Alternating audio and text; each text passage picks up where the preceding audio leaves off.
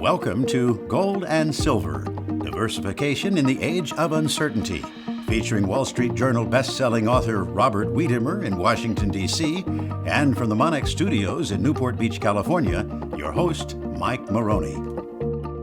Good afternoon. Mike Maroney here from Monex Deposit Company. I'm here with Bob Wiedemer, who has put together a very special report for us each month. It's a report that actually gauges the amount of uncertainty that exists throughout the world, and this gives us a leading indicator as far as where the potential price movements of precious metals could be headed.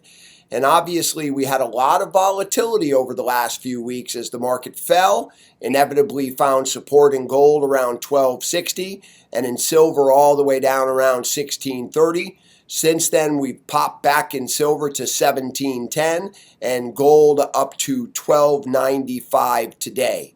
Bob, how you doing today? Doing better. I'm feeling like on the upside of gold. So rebounding. I'm feeling rebounded and good. Well, good. You know what? There was a lot of talk of a potential North Korean event on Monday, which never actually came to fruition. But there was rumors of US B-1 bomber flyovers on the Korean Peninsula. Is that situation pretty much played out, or do you think this is something that we're going to continue to deal with for weeks and months to come? I think it's played out for now, but it's definitely not played out. I think it is something we're going to be dealing with for months to come. There's no question that the attempts by Kim Jong-un to actually build better missiles, I think, have hardly quit. He's tested some things like submarine-launched missiles that I think they'll keep working on, and they're going to look for longer-range missiles. So absolutely not. It hasn't played out, long-term in any way, shape, or form. In fact, as you mentioned, we're actually flying our bombers near the coast of North Korea, and Kim Jong-un has actually threatened to shoot at our bombers, or shoot down, which I think would be tricky, but shoot at least our bombers that come close to his coast again. So, there could even be a little trigger point with that. Just shooting at the bomber would obviously be a problem. Now, it's interesting because we've heard that China has basically laid the law down with North Korea as far as if they were to potentially start any sort of battle or warfare. And they've also made it clear to the U.S. that if we actually engage North Korea, that they would have to step in and act as an ally. Do you feel as if China may be using this as a way to poke at the United States or basically test the resolve of President Trump? Let's face it. China stepped in to protect a North Korean security, back in 1950. So this isn't brand new. I don't think it's all about Trump or anything like that. China and North Korea have had a long-term relationship of where China has protected the security and stepped in with troops, mini troops, to do that.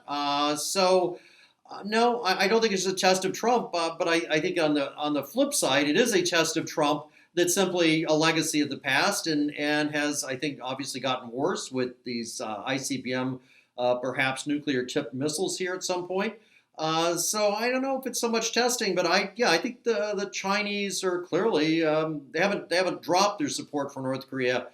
They may not like it, they may not love it, but I don't think they want it taken over by the U.S. and having the U.S. on the Chinese doorstep in some way. So no, I think they're definitely going to stand by North Korea. And, pressure it, as you say, not to necessarily shoot off a nuclear missile at Guam or the U.S. But let's face it, no, they're on North Korea's side.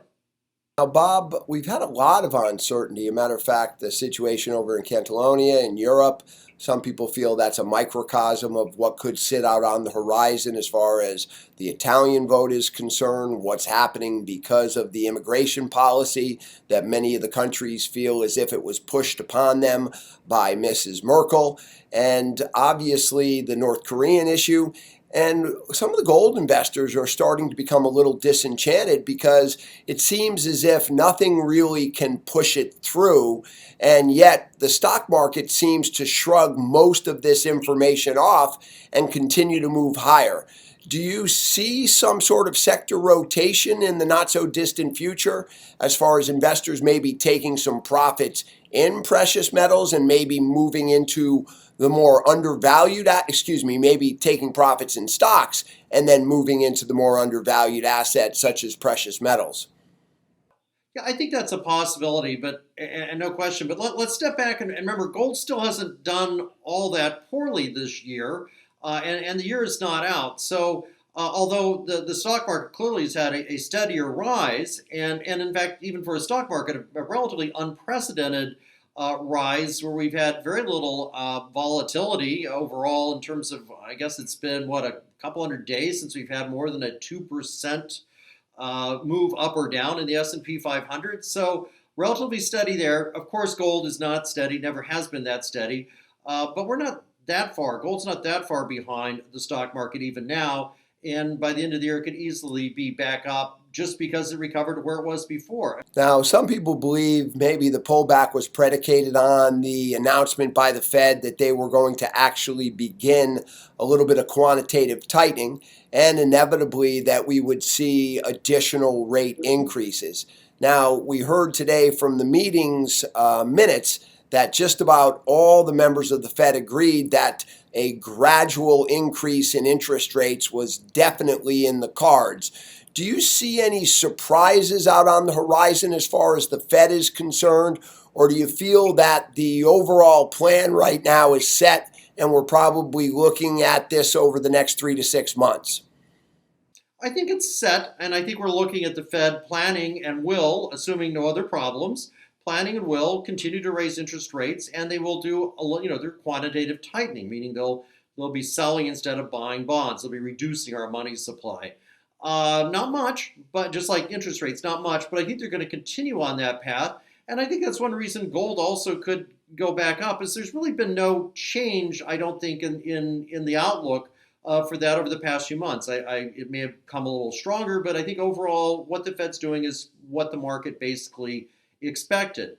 I just think that when you've got a bull in stocks and a bull in gold, as the Economist magazine said in their issue last week, it's a bull market in everything. I think it'd be a little diversified and have both. They're both in bull markets. I think that, obviously gold's pulled back a bit, but I think the overall bull market trend is there, even though the Fed is not surprising us with unexpectedly strong rate increases or anything like that. I think they're going just as planned.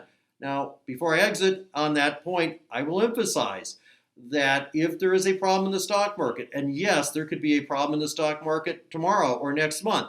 Think of 2000, January 2000, everything was great. February wasn't bad. By March of 2000, things were starting to fall apart. By April, they were. So this kind of thing can happen fast. And if it does, the Fed will go back to money printing and try to push it back up. And of course, I think that will also have a positive impact on gold. But bottom line, the Fed, assuming we don't have a big stock downturn, we'll go and continue on this path that I think everybody's expected now for a while.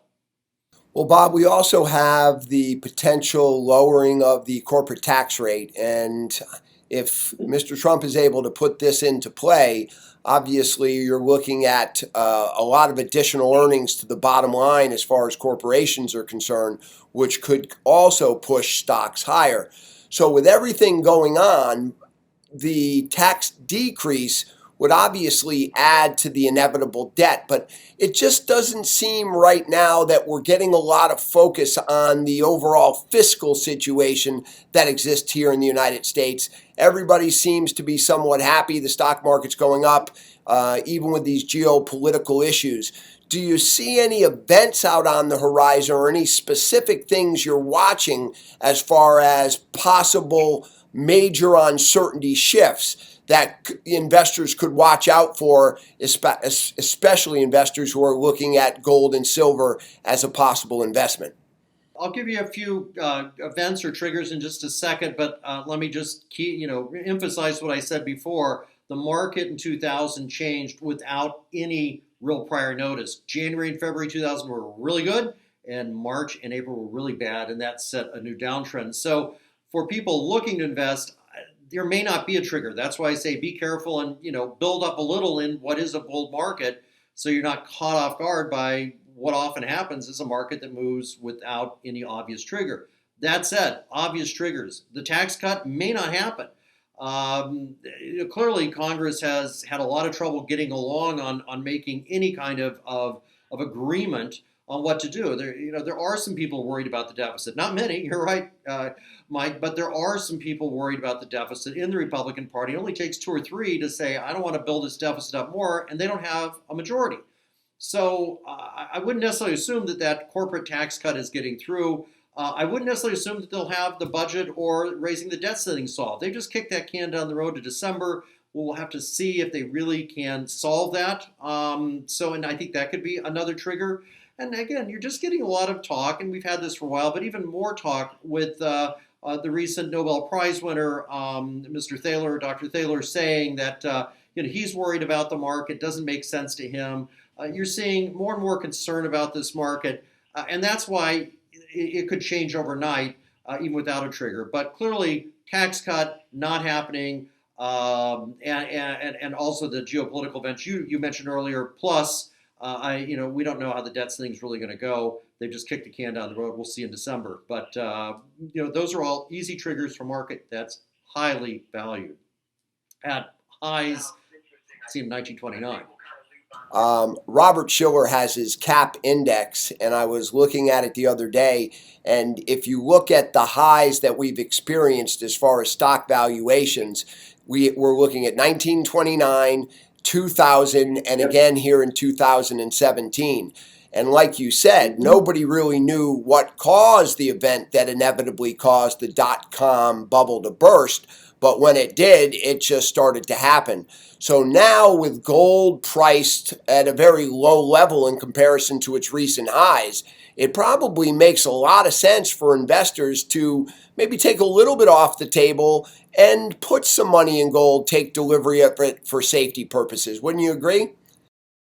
Yeah, take a little off one bull market in stocks and put it in another bull market that seems a little better priced in gold. Absolutely. Well, good, Bob. I think that the uncertainty index is obviously a key feature that investors need to understand, need to watch. Today, maybe there's a little bit of calm, and maybe there's a lot of uncertainty out on the horizon. But obviously, if people understand how this affects price, it'll help them get involved in what we believe to be an undervalued asset. So it was great speaking with you again today, Bob, and we'll talk again in the next few weeks, okay? Sounds great, Mike. Take care. Have a great day. Thank you.